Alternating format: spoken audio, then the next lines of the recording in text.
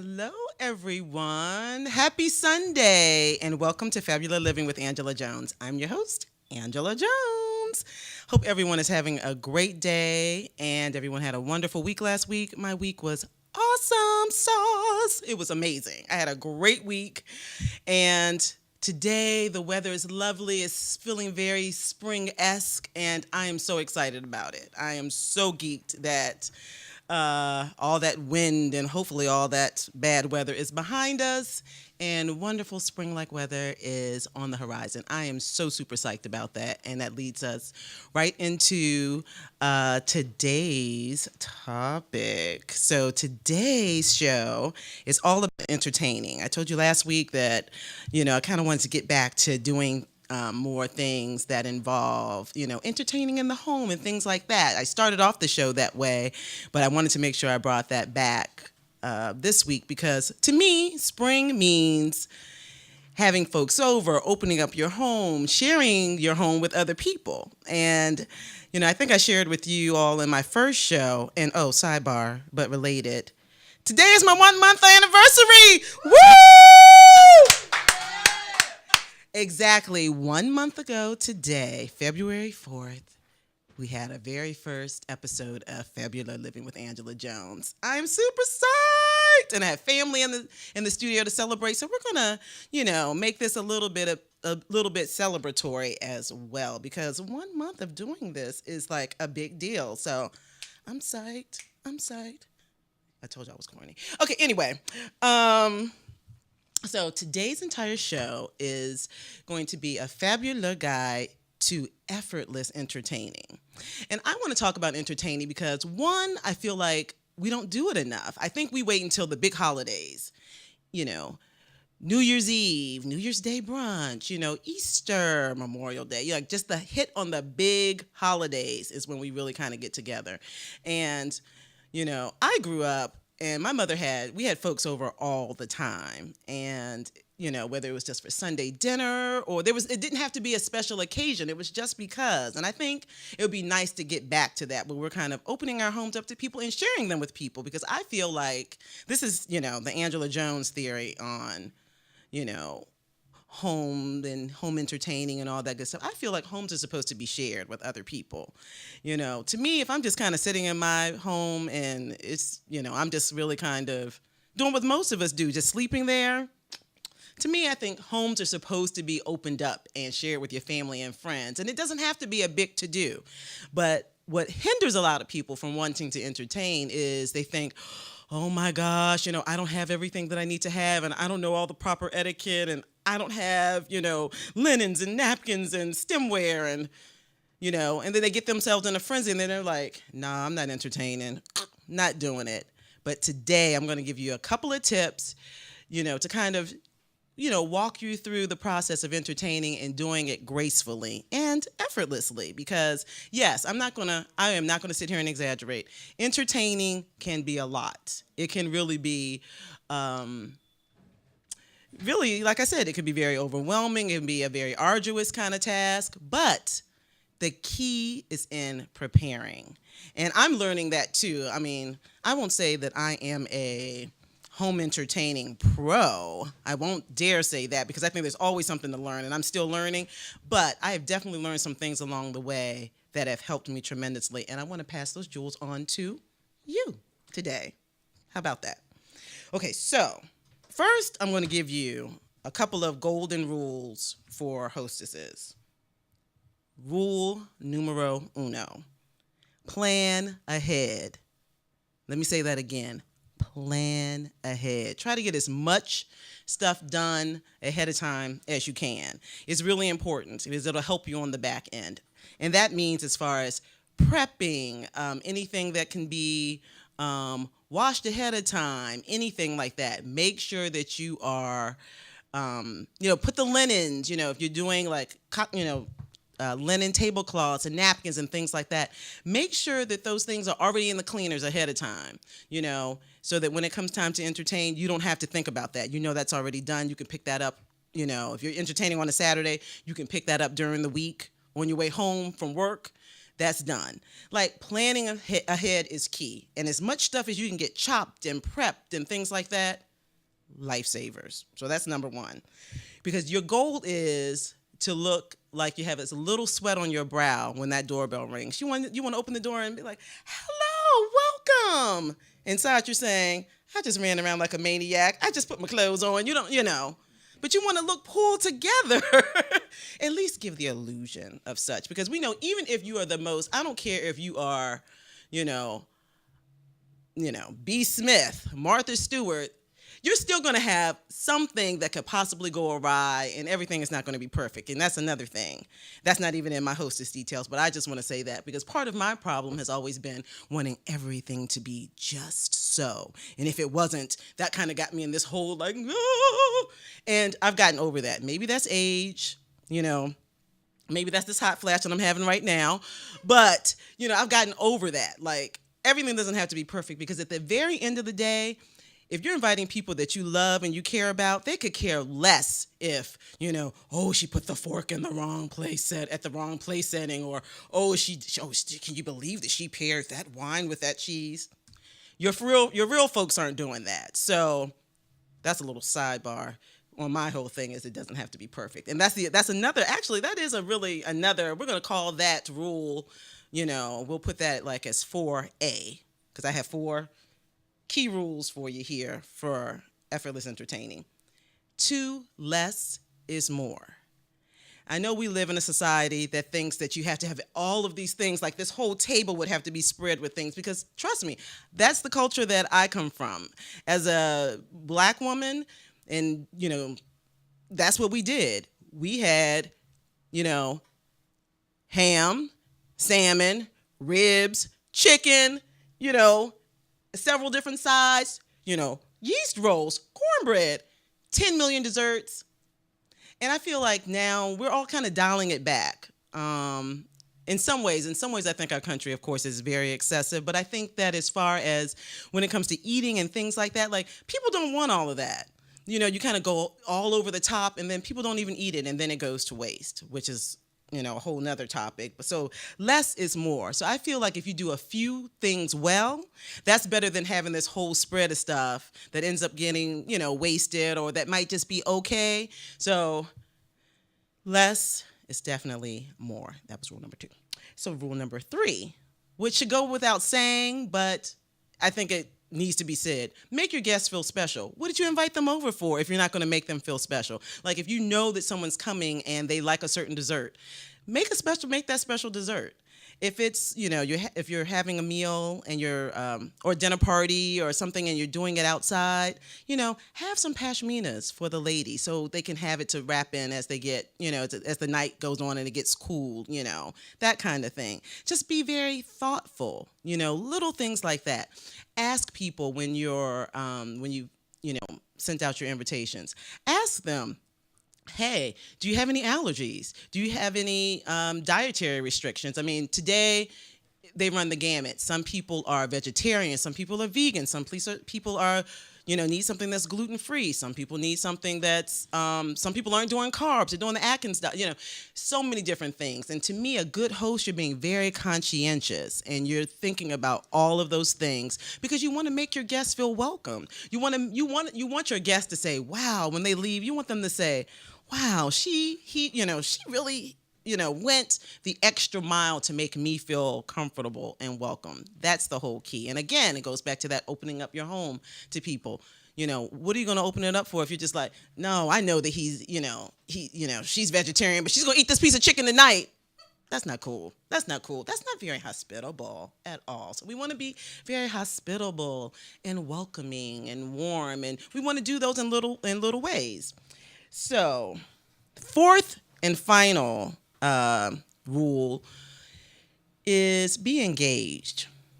And I know, again, you would think that would go without saying. Sometimes you get so consumed with what's going on in the kitchen, and making sure that everything is just so, that you're really detached from your guest. And I will be very honest. I have done that. Like, I've had people over and they've said, Ange, are you going to come out here and eat with us? Because I'm so concerned about making everything just right. And like I said, I'm growing out of that. So I'm learning to just say, everything doesn't have to be perfect. I invited them over because I want to be with them. I want to be involved with them and I want to be present.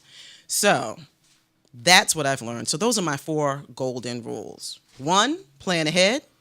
2, less is more. 3, make your guests feel special. And 4, be engaged. So now that we have those 4 golden rules for hostesses out of the way, now I want to kind of get into like a little bit of the nitty gritty. Guest list and invitations. So my thinking is you want to try to bring people together that you think have something in common. You want to make sure that you don't want to kind of have people who are at total, I mean, don't get me wrong, having people that are at total opposite ends of the spectrum can make for interesting conversation, possibly, or it could really go to the left and not be so interesting and end up being chaotic. But I think you do kind of want to bring people together that kind of have some kind of, where you kind of have some common ground. I think that's part of the whole job of being a hostess is kind of knowing, like, you know, to mix it up and to make sure you're mixing a good group of people. However, big fat comma, my mom, my mother always said, you can't mix everybody though. Sometimes you just have to know some people just can't be mixed. And I agree with that. I do agree with that. Sometimes you have to kind of know. So you kind of have to use your, you know, spidey senses or whatever to kind of say, you know, okay, no, I can mix this group. I can mix them together, you know. So that's one thing to keep in mind as far as like your guest list. And when you're thinking about the guest list, think about too, you kind of want to think about too, like what kind of party you want to have. Because as I'm leading into the invitation portion of this segment, you want to, you know, your invitations are going to set the tone. So you want to kind of think about it. There are numerous different things you can have. As you know, you can have a brunch, you can have a tea, you can have a lunch. You can make it an all-ladies lunch. You could do, an informal dinner, a formal dinner, a barbecue. There's so many different things that you can do. But that invitation is going to set the tone for your event. So I say, I'm still old school. I like paper invitations. I know people like to do Evite and things like that. But I'm still and that's because I'm also a paper junkie. So I still like the idea of getting a piece of paper in my hand. And that's just because I got a thing with paper. But anyway, I just think that is nice to get something in the mail because it's almost like a lost art form. We don't really get, you know, things in the mail anymore. We're all doing, you know, paperless billing and different things like that. So I just think it's nice when you get something in the mail because it just gives you, you know, you open the mail and especially if you see it's not a bill or anything like that and you see that it's like, you know, a nice, they're laughing over there. I mean, I'm just serious. And you see your name nicely written and you see it, you know, and it's something that's, you know, and you know by the envelope that, ooh, what's in here? And you're anxious to open it up. I just think I love that. So I still like that kind of thing. However, like I said, if you need to send something online, you can still do Evites. Paperless post is my favorite. I like doing paperless post because I like the idea of when it does, you know, when you get the invitation, it looks like an envelope. I'm sure a lot of you have used paperless post, but it's paperlesspost.com and you kind of, you know, click on the envelope and it has your name on the front and then it, you know, pulls the invitation out like you're getting the invitation. I mean, so you still kind of are going through those same motions of opening an invitation, but you're doing it online. So I kind of like that feel if I have to do online, but I opt for paper, but that's just me. So these are let me give you quickly the timelines as far as the invites. So for invites, if it's an informal dinner party, you want to send them like 1 to 3 weeks out. If you're doing a formal dinner party, you want to send the invitations out about 3 to 6 weeks out. If it's like a lunch or a tea, 2 weeks is sufficient. When it's the holidays, you want to send it a month out because people are getting a number of different invitations during the holidays. You know, you're going to other social events, you have your corporate events for your job and things like that. So you want to kind of give people a month around like Thanksgiving holiday and Christmas holiday, New Year's Eve, like those last 3 big ones of the year, you want to make sure you're sending invitations out a month in advance. And one last thing about invitations, and I know this might be a sore spot for some people, but sorry. I'm, of the thought that kids don't belong everywhere. Love kids. And my son is here, by the way. Hi, Yes, he's here on spring break. I'm so excited. So I love kids. However, kids don't belong everywhere. So if you want your event to be an adult event, indicate that on your invitation and don't feel badly about doing that. There's a graceful way to do it. Hey, adults only, it's a, I don't know, yes, I do know. Just, I'm trying to be gracious because I know that this is kind of like one of those things where, you don't want to step on someone's toes, and people will tend to do it too because if they think you have kids, that it's okay to bring kids. But I will tell you, when Darius was small, if I didn't have a babysitter, Darius did not come. Period. That's just the way it went. But I noticed that some people, are okay with taking their children everywhere, and some things just aren't appropriate for children. So it's okay on your invitation to indicate, hey, this is an adult-only night, adult-only event, that kind of thing. So I think if you state it in advance and you're being graceful and gracious when you're indicating that it should be fine. And then, we're going to hope and pray that if they do have kids, they make other arrangements or they send their regrets. Okay? So next up is timeline and grocery list. So for me, I still, again, you're going to hear this all the time. I mean, I'm only 49, but I still have kind of like very mature sensibilities. I guess you're like, you should be mature, lady, you're 49. But I'm saying like kind of older, kind of old school kind of like sensibilities about myself. And I still kind of like to take pen or pencil to paper. So when you have kind of decided that, hey, this is the kind of party I'm having, I have the guest list, I've sent the invitations out, the next thing you need to do is get your timeline written out. And that's where you're kind of mapping out everything that you're going to need to do for the event, and plan it out. And I think I have Jay, do we have that photo of the timeline? So, because I want to walk through and just kind of show people. So this is a timeline that I did for a brunch that I had not too long ago. And I kind of indicated on each day, it's kind of cut off a little bit. Sorry about that photo, but you can see where I have, thank you, Jay. Technology, you ask and you shall receive. So I kind of indicated like set table, bake coffee cake, prepare party favors, create, so, and I had the day, the day, and I kind of wrote down everything that I needed to do. Then I also created my grocery list, and I went through and I indicated everything that I needed to get. I mean, all of the details of everything that I need to have. And another good tip that I wanted to share as far as the grocery list is there is no way, I mean, you can get everything all in one day, but you're going to forget something. So I think it's just nice to do 2 trips anyway. I do one trip of all my perishable things because they're going to be fine.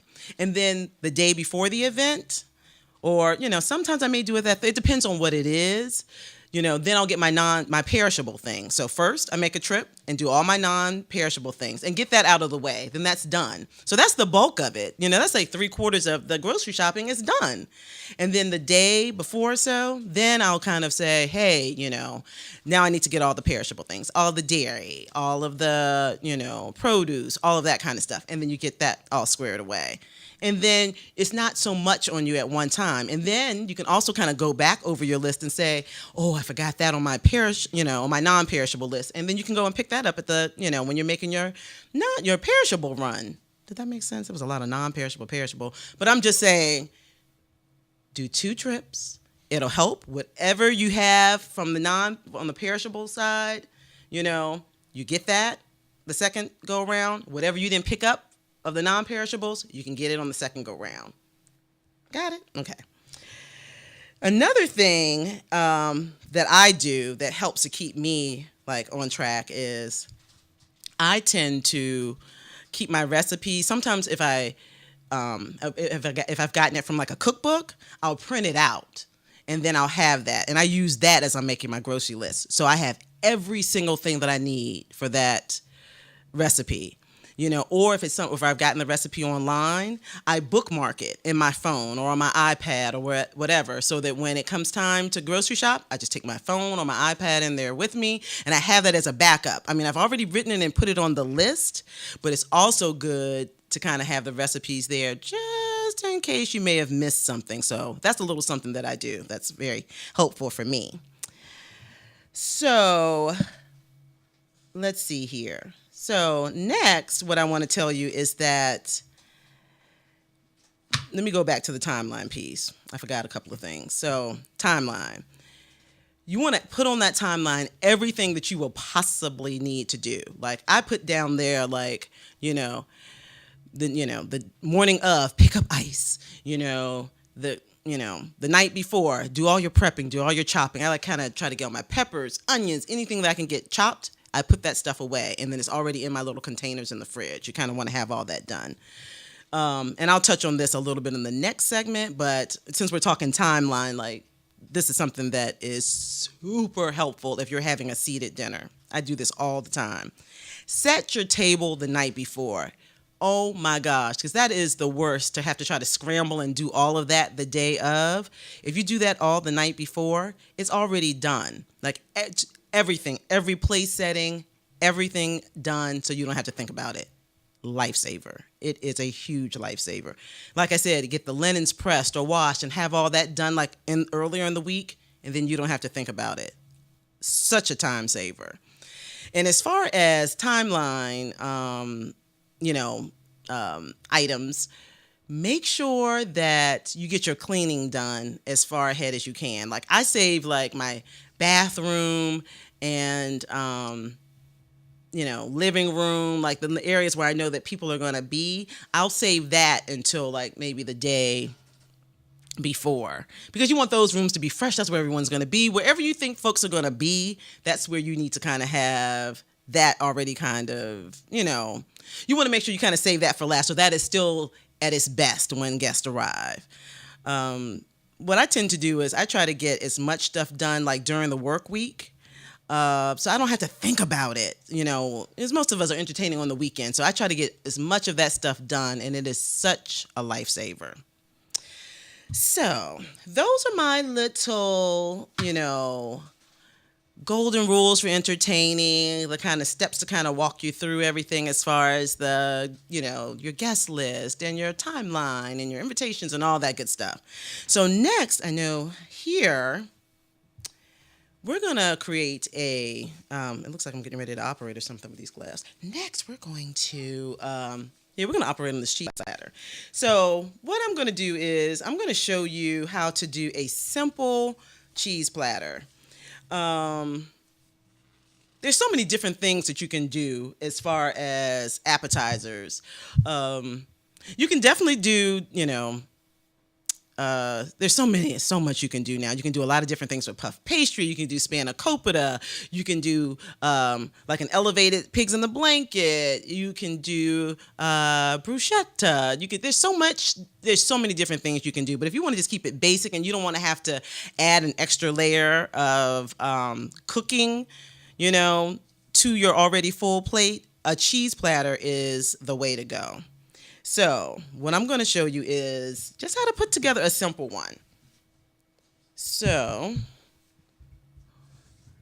what we have here, so let me give you some, really quick tips here.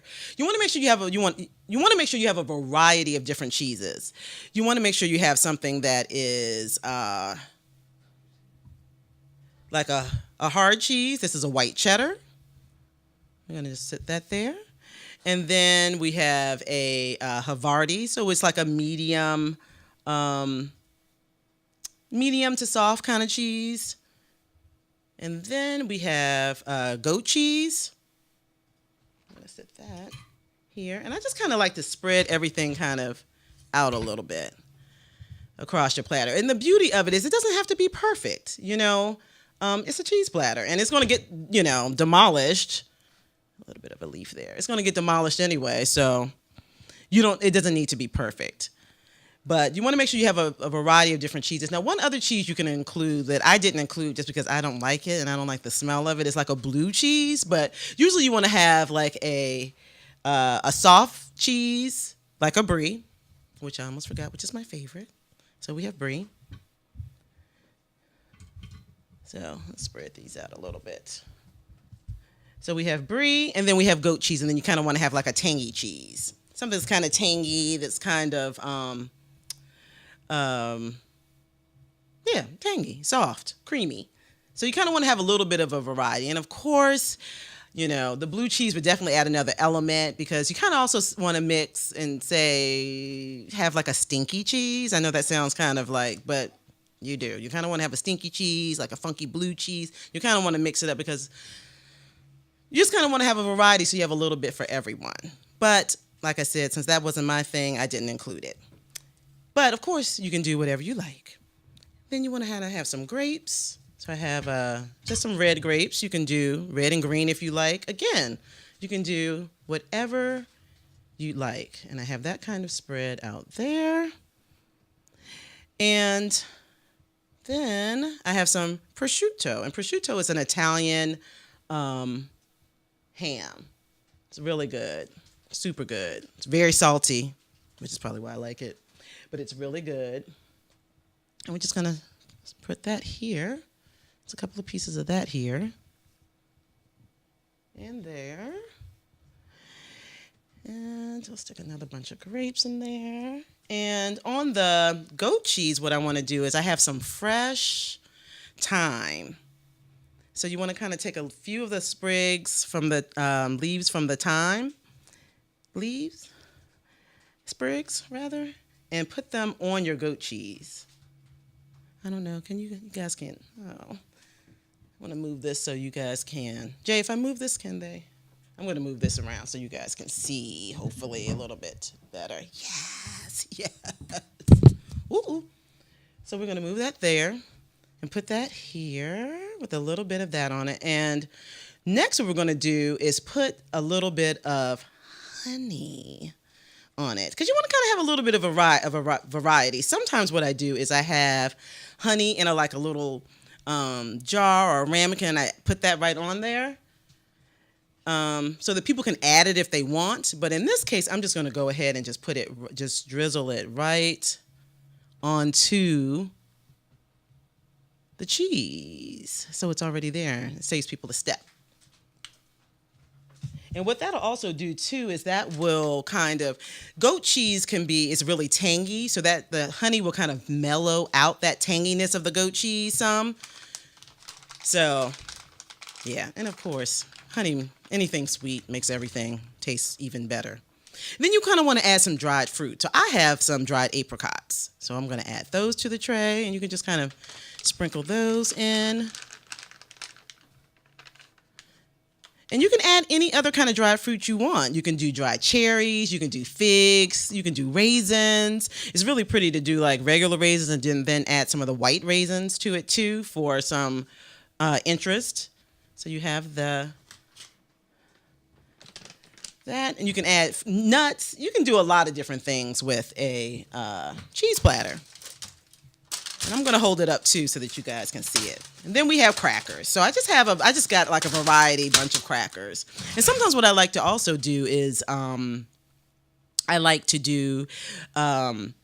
kind of have like these toast now, like they're kind of like, no, not toast, they're like crisps, and they actually have like dried raisins and currants and different things in them, and they're so good. One brand that's really good, they have at Whole Foods. Get your mind right, they're $7 a box. But they're so good, and they're great on a cheese platter. And they have different flavors. They have like some with figs, some with dried cranberries, and they kind of add some textural interest to your cheese tray. I didn't have time to make a Whole Foods run, so we're just going to do these variety of different crackers that I have. So these are going to work, and just kind of tuck those in different little spaces in between. And just, if you have a variety of them, you can kind of put those there. And then there you have it. Let's see. I think we're going to add a few strawberries. I know.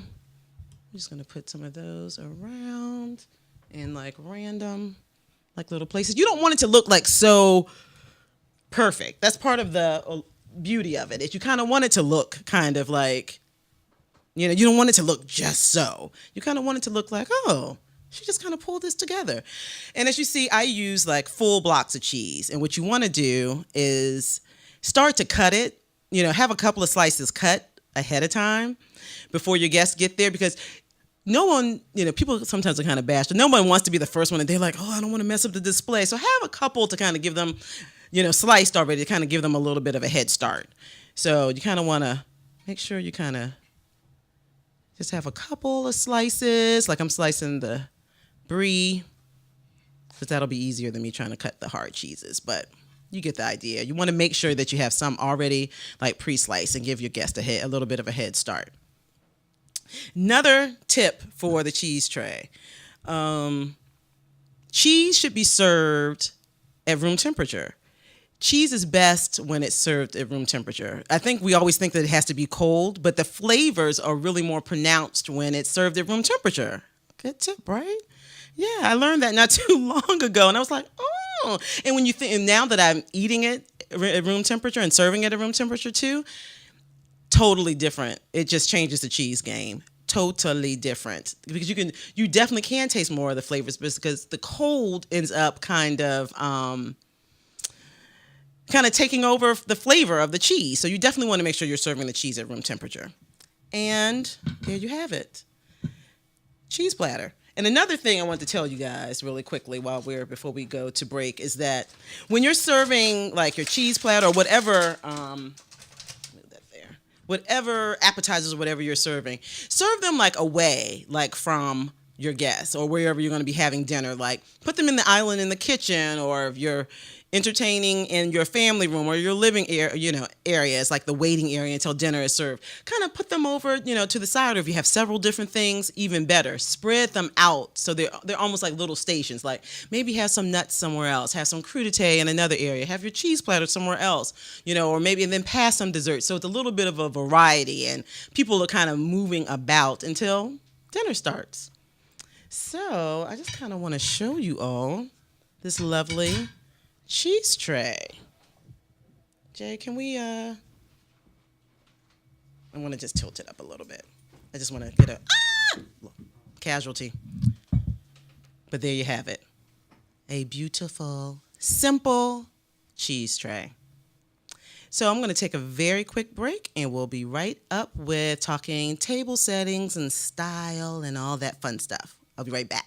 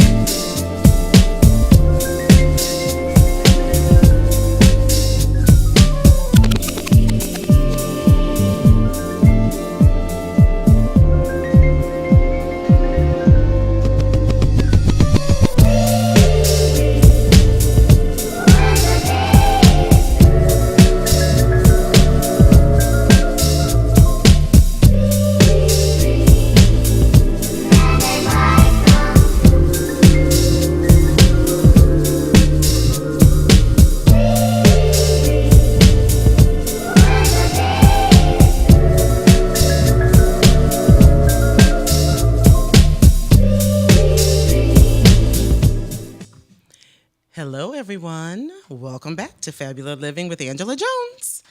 So, look, next up, I want to talk a little bit about the table settings and different things like that, because I think that that's where people kind of get in a little bit of a conundrum about, I don't have everything, I don't have all the stemware, I don't know what to do, I don't know the difference between a formal place setting and that kind of gets everybody all in a tizzy. I think that area right there, like the whole thinking of, I don't know if I have enough to do all of this, I don't know if I can pull all of this off, I don't know if I have everything, and again, that's not such a big deal. So what I first want to show you is just like an informal place setting, just so that you know what the basics are. Of course, it's, your service plate or your charger, your dinner fork, salad fork, dinner knife, the basic setup for an informal dinner party.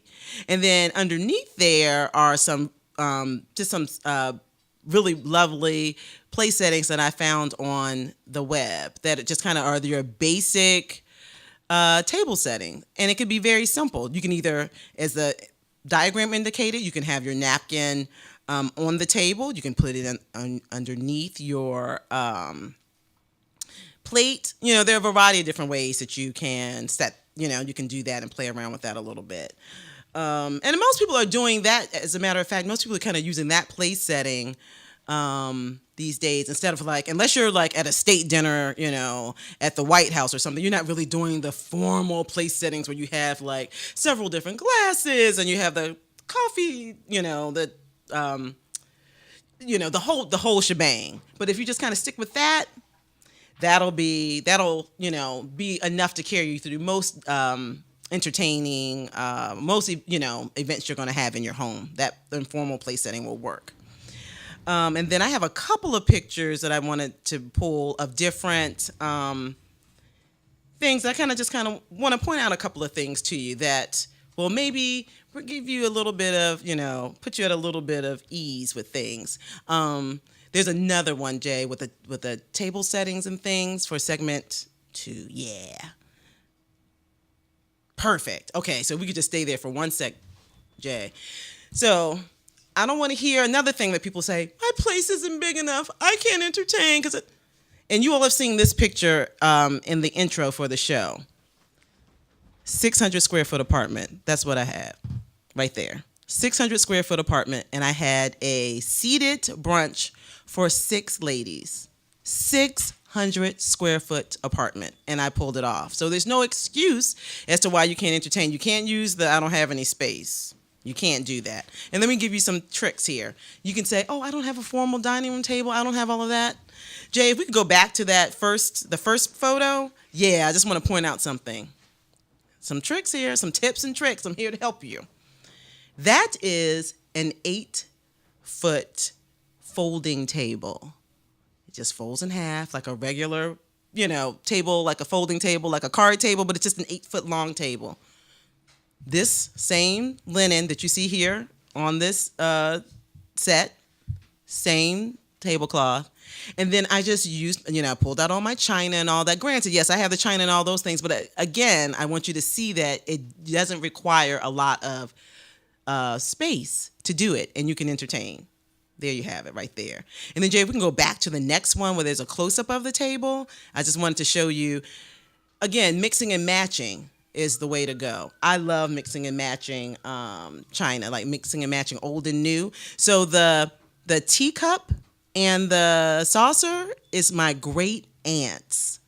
I mentioned in the first show, she passed away just back last summer.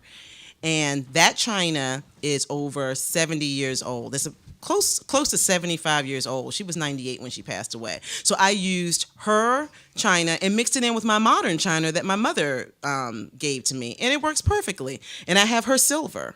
So mixing the old and new is great.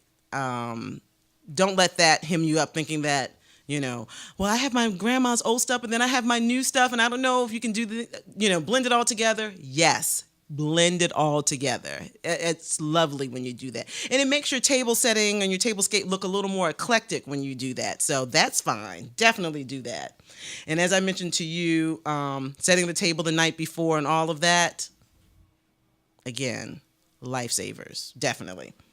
So if you want to, if you're not going to have a bartender or anything like that at your party and you kind of want guests to kind of do their own thing, set up your own bar. And you want to stock it with all the things that you're going to need, all the drinks. If you're going to be doing actual cocktails, and you want to make sure you have the vodka and the whiskeys and all the different things that you have. And then all of the accoutrements that go with everything. Like if you needed to have, you're making like margaritas, you want to make sure you have limes, or you have, if it's a more casual affair and you're having Coronas, you want to make sure you have lemons and things like that. You want to make sure you have all of those already sliced in bowls, and everything is all set up there so that guests can serve themselves. Jay, we can pull up the bar cart. That'll be great. I want to show you some photos that I use. So again, 600 square foot apartment. One side of the apartment, I have the table set up like I showed you for the 6 guests. And then on the other side, I had this bar cart set up. Now, this was a brunch that I did for some girlfriends, and I just set up everything so they could serve themselves. I had the Prosecco already, iced. I had all the, champagne flutes already set up. I had the, orange juice. I had, fresh raspberries. I had straws in case the ladies want the straws. Everything. I had some cute little cocktail napkins out there.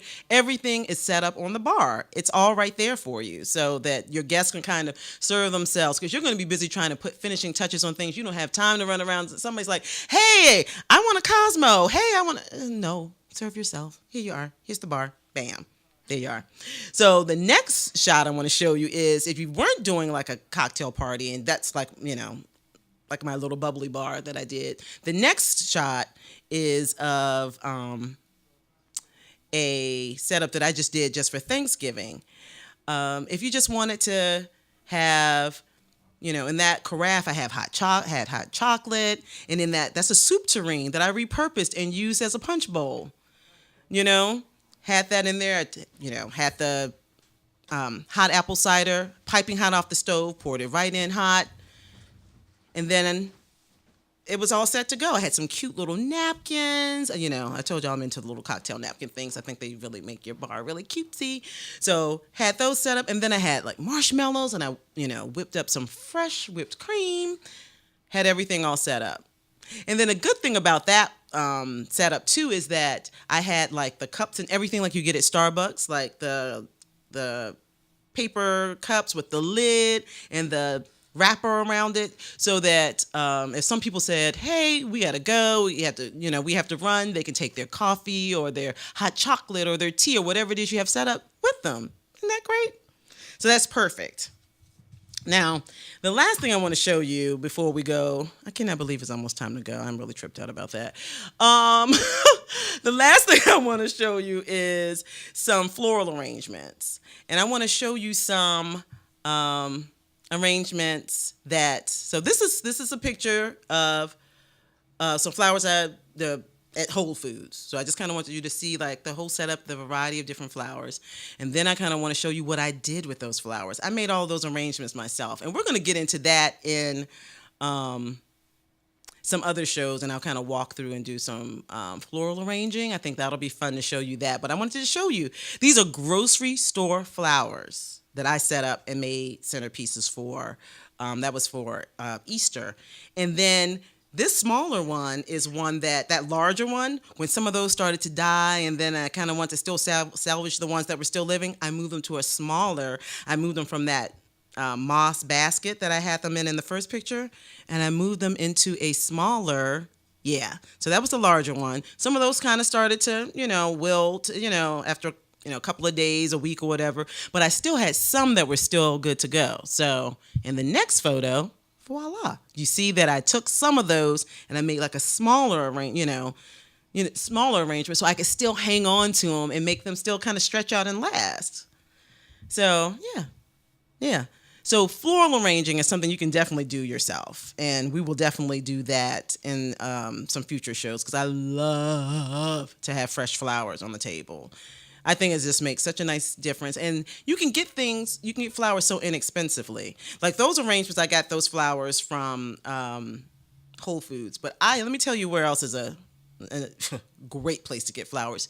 Trader Joe's. Oh my gosh. Trader Joe's has a variety of great flowers and they're very inexpensive. But you can definitely transform grocery store blooms into floral arrangements for your dinner party. And again, when you're having something like that, Jay, can we put there were some others in there that I wanted to show like near the and there should be a few others after that little smaller one.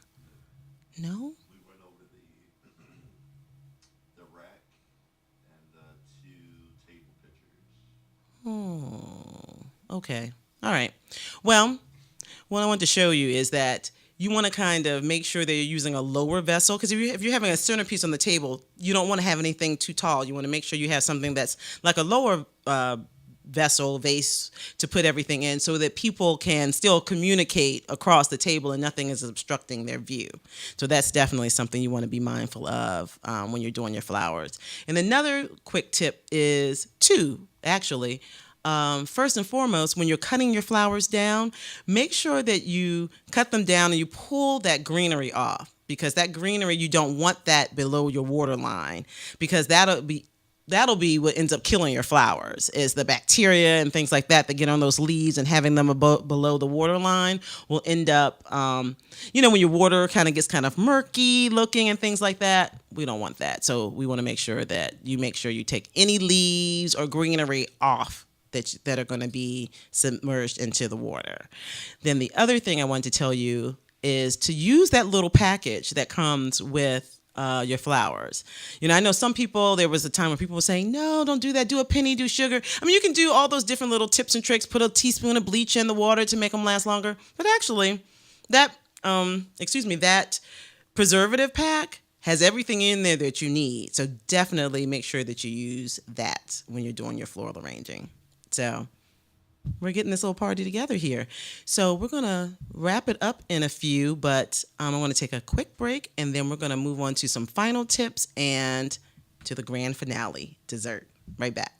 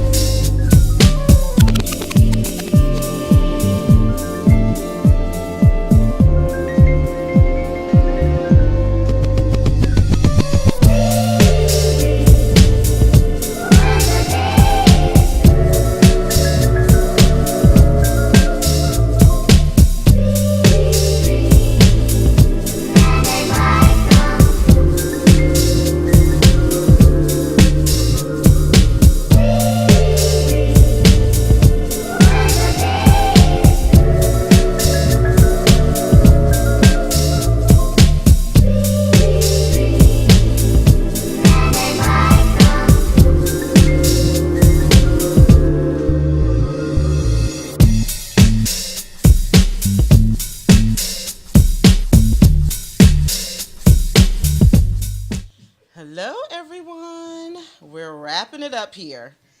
So what I wanted to do is kind of, running out of time. I can't believe it's already over. But what I wanted to do is today is National Pound Cake Day. You know how they have all those national days for different food. I think one day last week was National Margarita Day, all kinds of stuff. But today is National Pound Cake Day. So I thought, when I entertain, I kind of want people to get up from the table and kind of move into another area. So I set up dessert in a totally different area, like the family room would be a suggestion, or the living room, just so that people can kind of get up, stretch, kind of move to a different area. So what I did was I like to have a coffee set up, so I brewed some fresh coffee, and then here, let's see, wait a minute, Jay. Okay. Oh, aha, pound cake, Southern staple. Pound cake. And I don't know if anyone ever knew, but I like little tidbits like this. Pound cake got its name because at one point you used a pound of eggs, a pound of butter, a pound of flour, and a pound of sugar. Isn't that crazy? Yeah, you really used that much stuff. And at one point when people couldn't read, it was just easier to remember 1, 1, 1, 1, 1. Isn't that neat? So that's where the name pound cake came from. But of course, we no longer do that. We don't put a pound of everything in there anymore.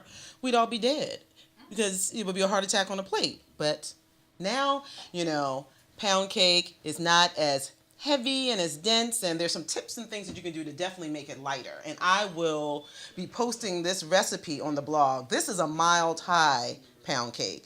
So there are a number of different things that you can do, variations. You can do a pecan pound cake. You can do German chocolate pound cake, lemon, strawberry. You can do anything you want. But I decided today to kind of stick with a good old traditional basic pound cake, and it's lovely. It's lovely. A nice tender crumb, really moist, because pound cake can be dry, and dry pound cake is nothing nice. But this is not dry pound cake. This is a very moist, light, but still has that denseness that pound cake needs, because that's the difference between a pound cake and like a yellow cake.